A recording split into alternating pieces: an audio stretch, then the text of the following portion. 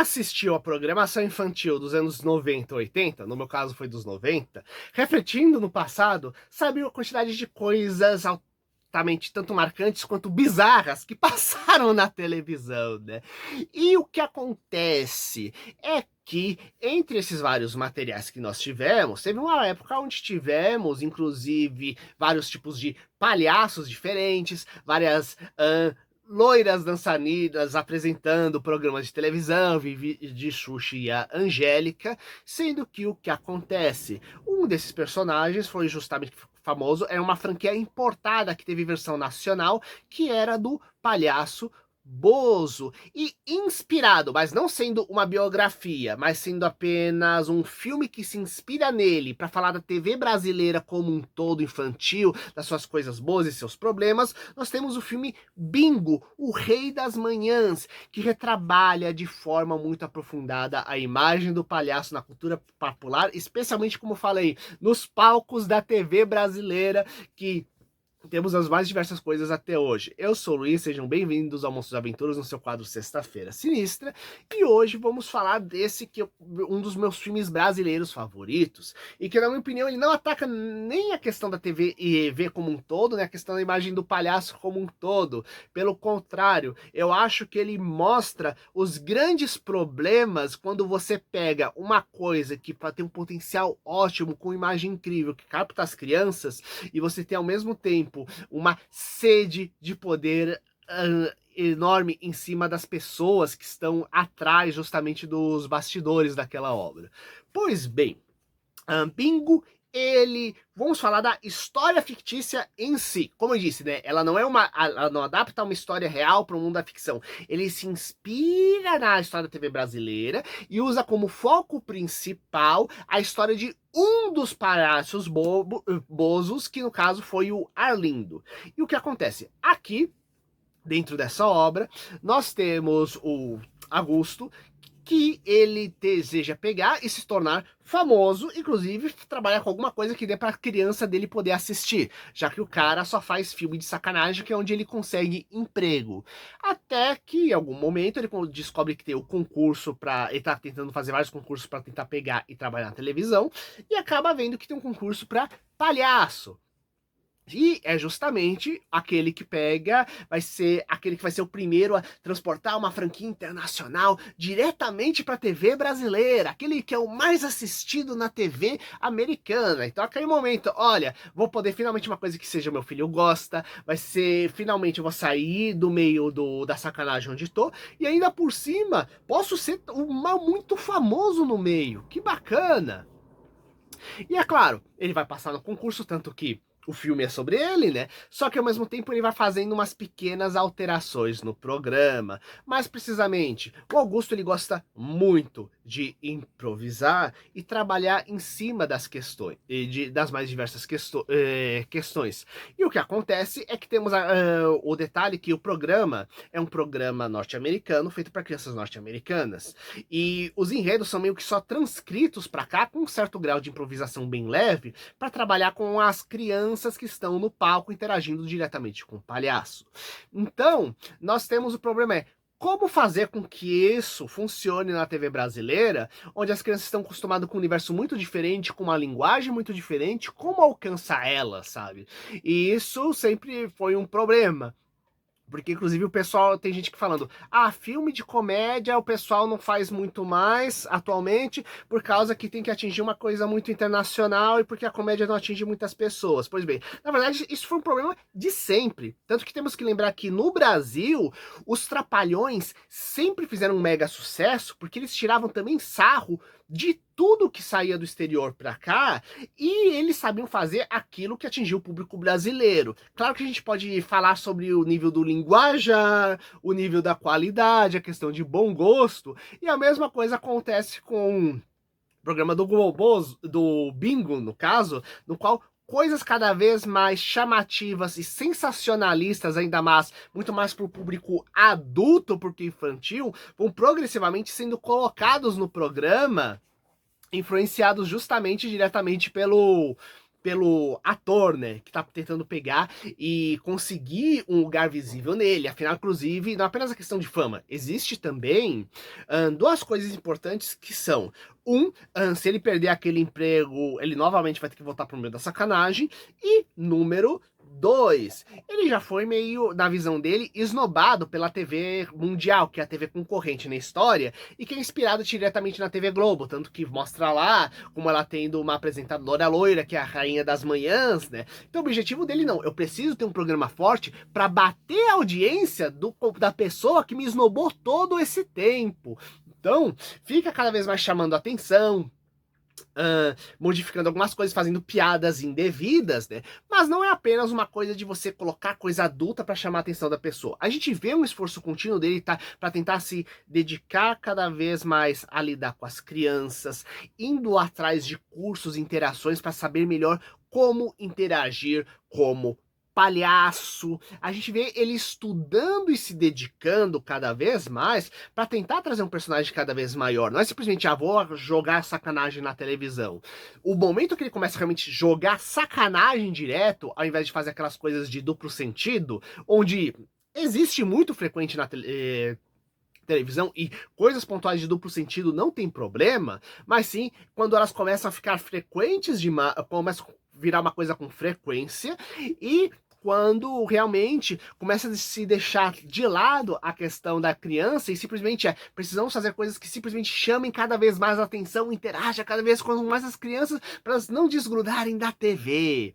E no meio disso nós temos o problema que, à medida que ele fica cada vez mais obcecado em aumentar a fama, ficar famoso e se estabelecer, ele vai se afastando justamente cada vez mais do filho, que foi um dos principais motivadores para ele sair do meio da sacanagem e tentar, inclusive, uma coisa mais aberta, inclusive, tentar diretamente uma coisa infantil, ao invés de pegar e continuar tentando entrar no mundo das novelas.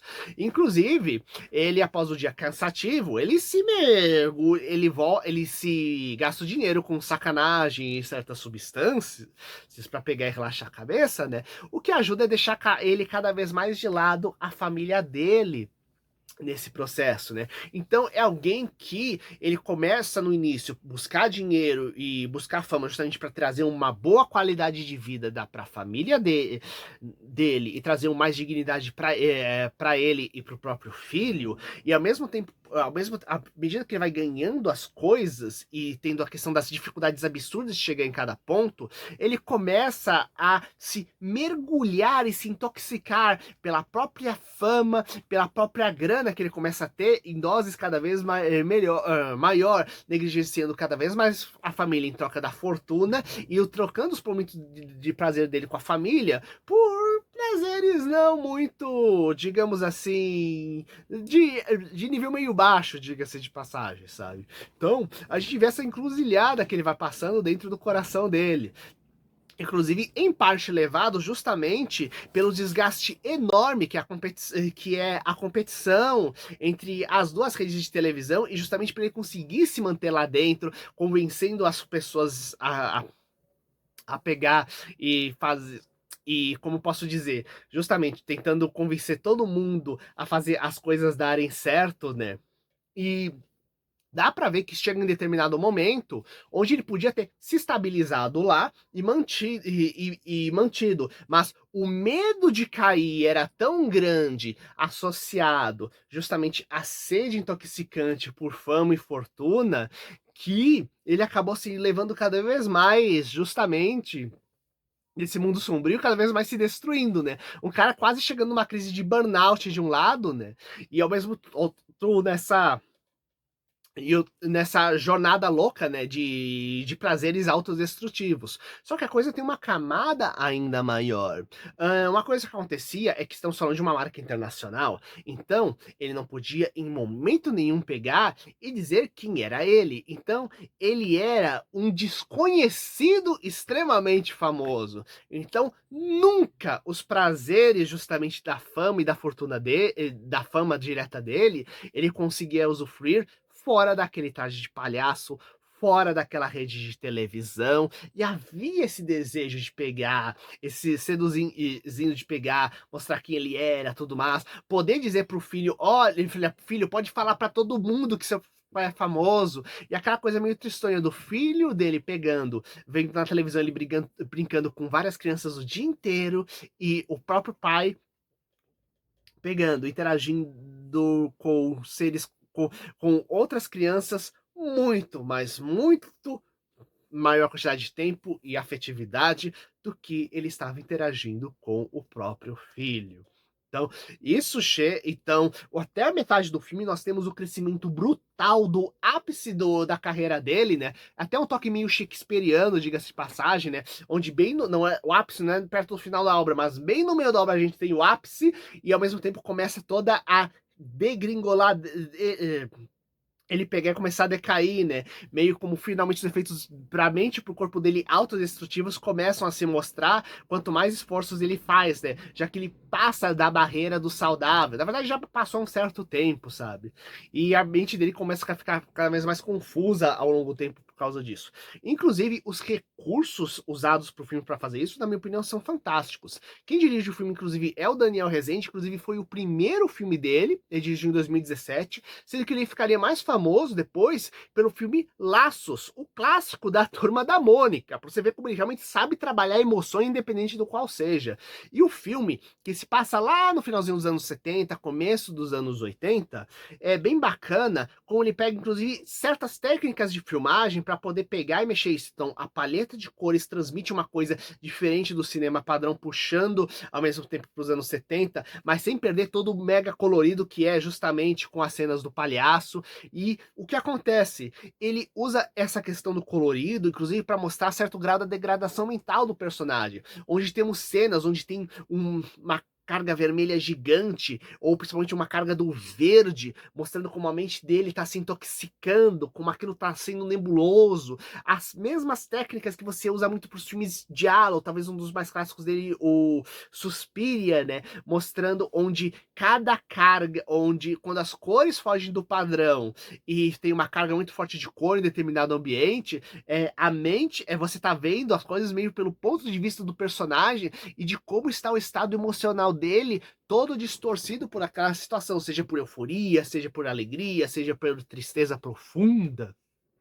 Então, você vai embarcando nessa jornada e mesmo certos ângulos de vista que fazem você pegar e sentir a tensão de que alguma coisa vai estourar naquele momento, de que você tá mais num sonho ou num devaneio daquele personagem naquele momento para pegar e curtir as suas coisas, né? E é interessante, porque é muito bom ver essa questão do ponto de vista, porque a mente dele, à medida que vai ficando mais intoxicada, já tem um pouco aquela coisa de ver preferencialmente o lado sombrio das pessoas, e ele cada vez mais começa a ver o lado sombrio como algo quase como intrínseco de todo mundo, quase como se ele não consegue ver mais o lado bom de ninguém, basicamente, muito menos dele mesmo à medida que vai pegando e as coisas vão indo pra frente, sabe? Tanto que ele tem que cair numa crise brutal para conseguir pegar e finalmente ver o desastre que tá acontecendo, né? E algumas cenas quase e algumas tragédias anunciadas que acontecem na história, né? Antes quando ele conseguir pegar e se reerguer. E eu falo um pouco dessa questão da imagem geral da TV brasileira aqui no meio, porque temos que lembrar o seguinte, gente, não faltou músicos e cantores e cantoras de falando coisas extremamente sacanagens em programas de auditório, inclusive programas infantis brasileiros, trocando algumas coisas que não eram, assim, tinha coisas que tinham duplo sentido, mas tinha as coisas cujo conteúdo era bem explícito, diga-se de passagem, mas que a criançada simplesmente não entendia direito, porque isso aí era linguagem de adulto, né? Ou mesmo certas pessoas, como, por exemplo, quando a Gretchen pegou e rambolou várias vezes na televisão brasileira, ou certos programas que faziam closes em ângulos nada agradáveis, diga-se de passagem, de certas pessoas que estavam no palco, né? Então, fora o fato de que quando você tem um programa que é transmitido ao vivo, todo tipo de coisa pode acontecer e todo tipo de interação com criança pode pegar e ocorrer e dar errado. Você não sabe o que vai ocorrer, seja de adulto, seja de criança, né? Então a capacidade de você improvisar e lidar com cada abacaxi, imagina a tensão. E a gente fala muito dos programas gravados atualmente, só que, gente, imagina você pegar, ficar 4 horas direto fazendo transmissão ao vivo. Eu já dou os parabéns para alguns youtubers que conseguem fazer isso com toda semana, tem 2 ou 3 podcasts que transmitem umas 4 horas consecutivas, que tipo ativas.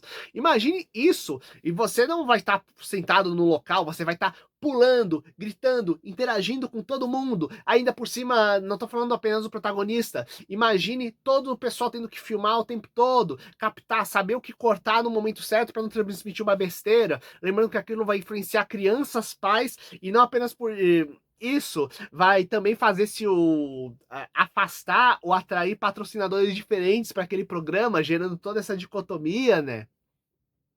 Então, ou mesmo os personagens coadjuvantes, onde a pessoa tá lá, em parte, algumas vezes querendo ascender, algumas vezes querendo só pagar as contas, outras vezes porque ele gosta de crianças que tá lá, só que estamos falando de interação o tempo todo. E não é uma interação simplesmente numa creche, não é numa creche que já é complicado, quando você tem professores, tendo que lidar com crianças pequenas, tendo que ensinar as coisas do dia a dia. Nós estamos falando de um programa de palco, então tem que tirar a audiência, tem que ser coisa chamativa, e a criança em si tem que ser aquela coisa que chama a atenção, que se sacoda. Quando você pega tudo isso, você entende um pouco o caos que era a TV infantil brasileira no passado, e você entende um pouco a dificuldade, inclusive, para você pegar e trazer novos programas infantis sem ter, sem, digamos assim, ter condições problemáticas para as crianças que possam participar da questão, sabe? Inclusive, temos uma questão importante, né? Que, diferente do que o pessoal fala, propaganda infantil, para propaganda de coisas infantis não é proibido na TV aberta brasileira. É proibido propaganda focada na criança. Então, uma propaganda tem que ser focada no adulto. Então, você tem que fazer uma propaganda para o adulto para ele pegar e levar aquilo para a criança. Só que, como é uma coisa muito elaborada para fazer, por isso que muitos sistemas de propaganda pegam e não fazem isso, sabe? Então, e o que ocorre? Isso fez com que, ao não ter propaganda especificamente para criança, você tira um patrocínio muito grande, que inclusive sustentavam muito desses programas de televisão. Além disso, existe uma coisa importante: programas deve que se sustentassem também é o seguinte: eles próprios não deixavam de funcionar como uma propaganda. Ali mostra, inclusive, no bingo, né, como tendo disco, fantasia, caderno, etc., que era vendido tudo com licenciamento do personagem, sabe? E então existe uma questão importante de que o programa ele tem que dar lucro de alguma forma. Só que como você faz isso sem transformar a criança num consumidor compulsivo daquele tipo de produto? Inclusive, algumas pessoas podem falar, mas isso não gera problema mental, etc., a longo prazo. Não gera se você tem pais decentes do seu lado. E se você tem um pedagogo, coisa do tipo, para pegar e coordenar o programa para você pegar e transmitir as coisas decentes. Então, se você precisa ter uma supervisão contínua, senão as coisas degringolam. Infelizmente, degringolaram várias vezes em vários programas de TV aqui no Brasil. E o bingo, eu acho que ele mostra muito todas as camadas de complexidade. Não é que tem um cara super do mal lá no meio, um cara super bonzinho, ingênuo, que foi manipulado, mas realmente a quantidade gigantesca de tensão que está associado a isso, e o fato da dificuldade de você conseguir produzir alguma coisa voltada para o público infantil e que se sustente economicamente. E o fato de que, ainda por cima, estamos falando dos anos 70 para 80, então estava começando a aprender como fazer programa de TV, diga-se de passagem. Os anos 70, inclusive, foram os anos onde foi estruturado o primeiro sistema de televisão decente de antenas aqui no país, sabe? Então, quando chegou nos anos 80, que era o final justamente da ditadura militar, né? O que é bem engraçado se a gente se a gente pensar, né, que o primeiro quadro que tem justamente do negócio do bingo, do filme do bingo, é uma série de propagandas reais brasileiras, inclusive um deles da questão da censura autorizando o programa, um programa de televisão. O que acontece? A gente tem a questão de que a TV estava se estruturando e ainda aprendendo a fazer televisão, né? E é diferente você fazer teatro de fazer TV, é diferente você fazer um filme de você fazer um TV, tanto que mesmo a estrutura de filmes para televisão é diferente, gente.